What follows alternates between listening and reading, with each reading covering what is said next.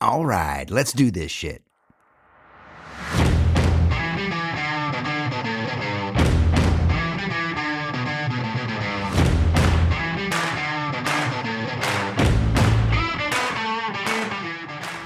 Howdy, and welcome to The Right Questions. I am your beautiful host, James Victoria. I'm happy to be here. I hope you're happy to be here. I have a story for you. So, sit back and relax and get comfy. And here we go. In 1968, NASA had a question. They wanted more geniuses. They're like, we need more geniuses. So what they did was they found a research analyst, a man named George Land, who was an author and a general systems scientist.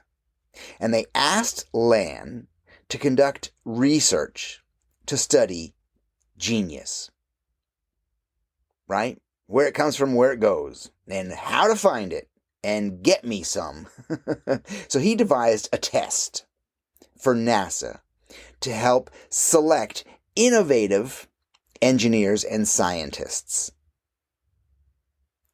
And his assessment worked so well, he decided to try it on children. So he decided to test the creativity of 1,600 children, ranging in ages from 3 to 5 years old, who were enrolled in a Head Start program. And then he decided after that, he said, well, let's see what's going on here. And he decided to retest the same children at 10 years of age, and again at 15.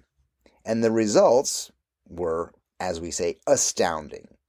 So the test results for the 5-year-olds found that 98% of them would be considered genius. And the test results for those same children at 10 was that 30% of them would be considered genius. And the test result of the same kids at 15 years old was that 12% would be considered genius, right? George Land decided to give the same test to 280,000 adults. Not scientists, not NASA engineers, just adults. And he found that 2% were to be considered geniuses. Astounding, to say the least. But here, listen, good news, guys. Good news. I conducted my own test. I found out that 100% of my listeners from The Right Questions made the cut. Y'all are 100% certified geniuses. So, breathe easy. You're geniuses just for being here. Good choice. In George Land's test, the astonishing percent of 98% of the 5-year-olds were geniuses. And the findings was that as they grew older, their brilliance dimmed. It was not that it went out of them, right? It was not a natural occurrence, but it was replaced with something else. Their brilliance, their creativity, their creative thinking was replaced with something else. That's right. Salami. No, wait, not salami. Their brilliance, their genius was replaced with rules. George Land wrote, he says, what have we concluded? We concluded that non-creative behavior is learned. Do you see that? Non-creative behavior is learned. It was taught out of them.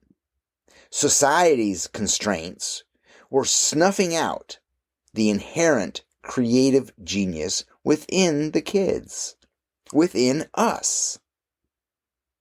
Land revealed that as we age, our unbridled, our raw, uninhibited, powerful childhood creativity diminishes under societal pressures and constraints. Again, creativity is unlearned.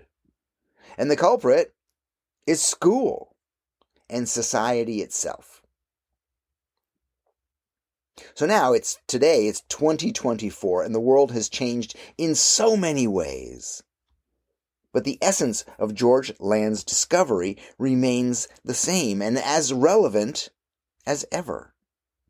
And here's a fun fact. His young students, check it out, they're now in their 60s, right? Just a fun fact. Okay, similarly, I recently listened to a very ad hoc test. They didn't test thousands of kids and thousands of adults. It was like one of these reporters on the street. And this guy went around with a microphone asking adults what they could change about their bodies. And then one guy replied, well, my nose is kind of big. Another guy says, oh, yeah, no, I always wished I was taller. And with women, they were, of course, the body fat or the body image was their concern.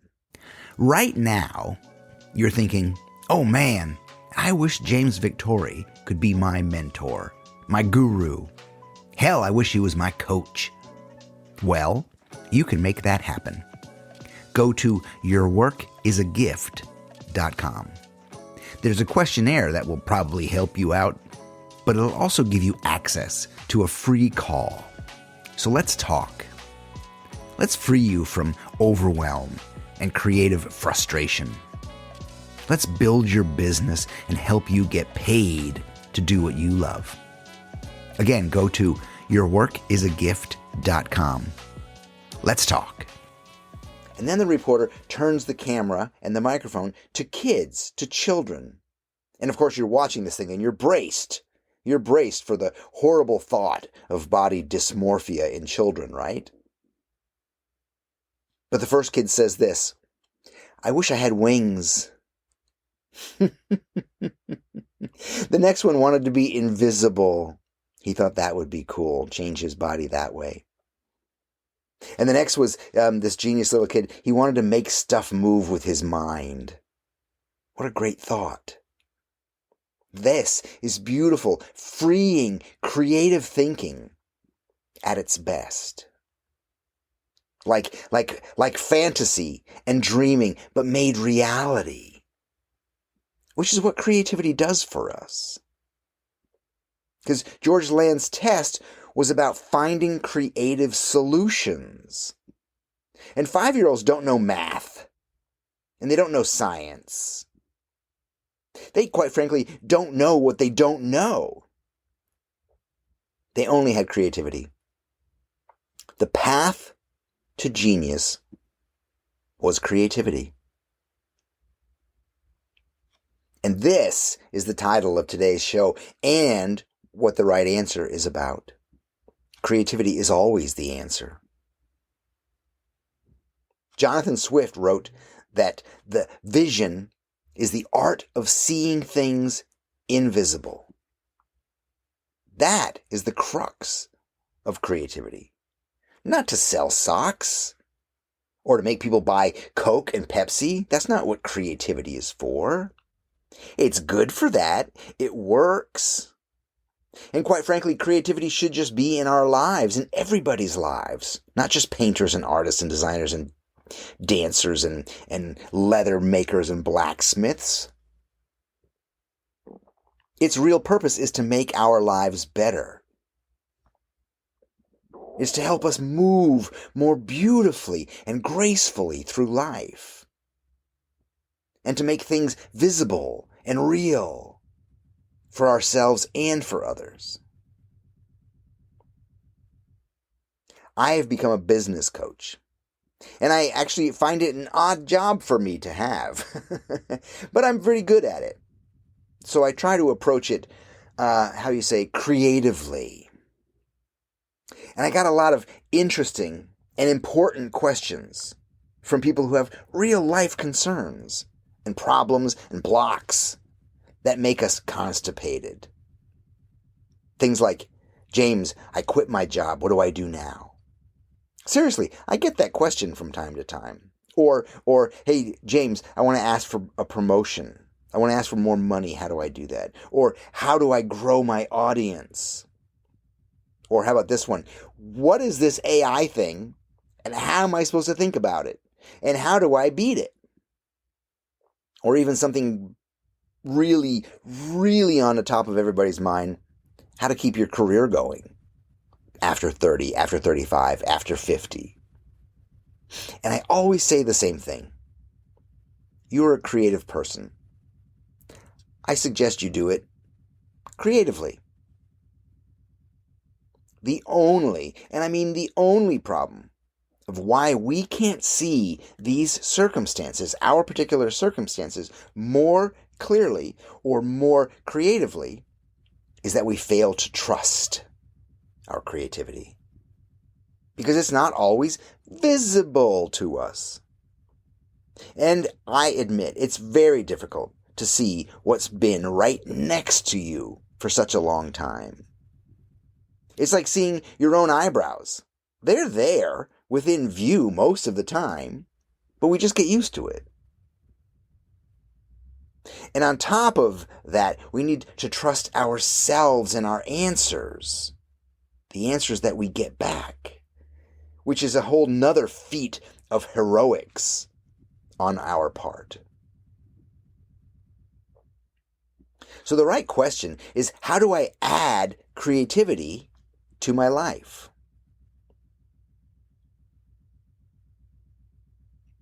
Because our creative thinking is often replaced by default thinking, or what we call habits or habitual thinking. And this makes us dull and bored. And that leads to being stuck and frustrated. And that leads to us going postal at our jobs and our lives and ruining things for ourselves and other people because we don't have these creative answers at hand. So my question to you is, how can you add creative thinking to your life and your work? And my own answer is to be bold. I have to remind myself that's the route to creativity for me. Just be bold. What do I have that nobody else has? What is my opinion? What do I think? And this is the crux of one of my most loved quotes. And it comes from Goethe, the German philosopher and poet and bon vivant. And he wrote, "Boldness has genius, power, and magic in it."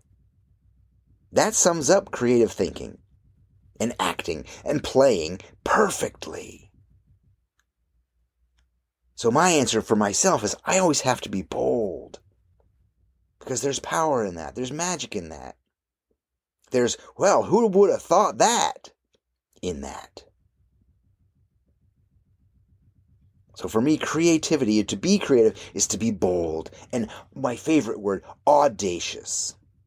Therefore, as George Land found, creativity holds genius within it. Creativity is always the answer. And I beg you all to use it in every part of your life. It always holds your answers. You're a creative person. Do it creatively. And if you can't see it yet, if in case it's not visible to you yet, make it up. Just go ahead and make it up. Give yourself that. Create it. Make up your life. And this time, add wings. I'm James Victori. This is The Right Questions. I am happy to be here for you. I am overjoyed that you are here for me. Thank you for your support. I'm James Victori. I love you all. Thank you for being here. Adios.